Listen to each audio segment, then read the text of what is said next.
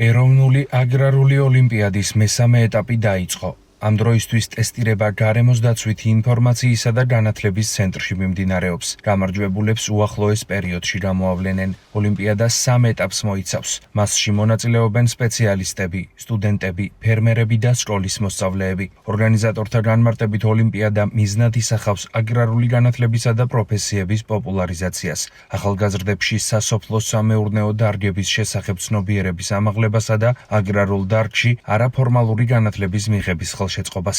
ეროვნული აგრარული ოლიმპიადა ეს არის ცოდნაზე და გამოცდილებაზე დაფუძნებული ოლიმპიადა, რომელიც ხელს უწყობს დეფიციტური აგრარული პროფესიების მხარდაჭერას, ცოდნის გაღრმავებას და მეტი ახალგაზრდის დაინტერესებას და ჩართულობას მომავალი განვითარების მიზნით.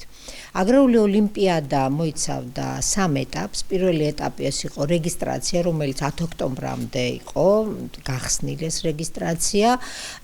პლუს ამას შესაძლებელი იყო ონლაინ სავარჯიშო ტესტების გავლა, ლიტერატურის გაცნობა. მეორე ეტაპი იყო ეს ონლაინ კონკურსი, ტესტირება.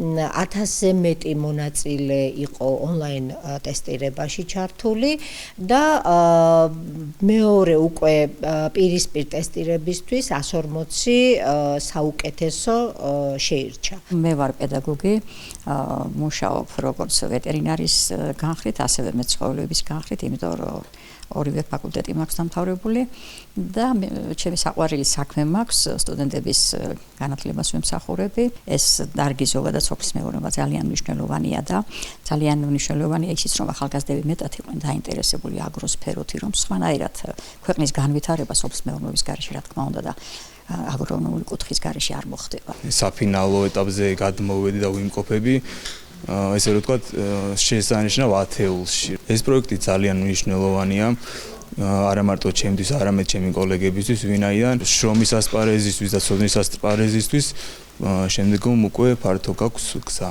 აღსანიშნავია, რომ საქართველოში ეროვნული აგრარული ოლიმპიადა 2021 წლიდან იმართება. კონკურსი გაეროს სურსათისა და სოფლის მეურნეობის ორგანიზაციის ორგანიზებითა და საქართველოს გარემოს დაცვისა და სოფლის მეურნეობის სამინისტროს პატრონაჟით ტარდება. ოლიმპიადის პარტნიორია გარემოს დაცვითი ინფორმაციისა და განათლების ცენტრი.